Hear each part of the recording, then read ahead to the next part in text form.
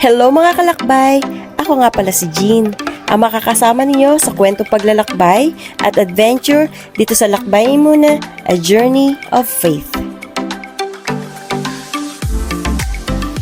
But before that, please don't forget to like, subscribe, at click the notification bell.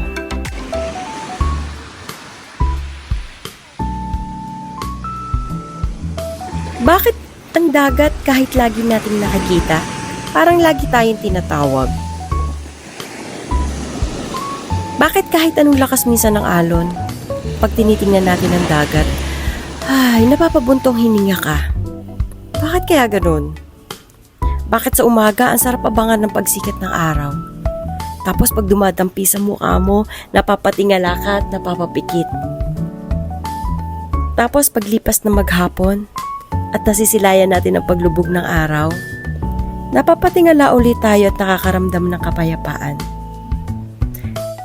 Dahil ang ganda ng kulay na sumasabog sa kalangitan at naaaninag sa karagatan. Bakit kaya ganun? Alam mo kung bakit? Kasi tanging ang likha lamang ng Diyos ang tunay na nagpapaligaya at nagbibigay ng kapahingahan sa atin. Ito ay regalo sa atin ng libre. Nandiyan na sa harapan natin. Ang kailangan na lamang nating gawin, pagmasdan at ipagpasalamat sa Diyos na lumikha.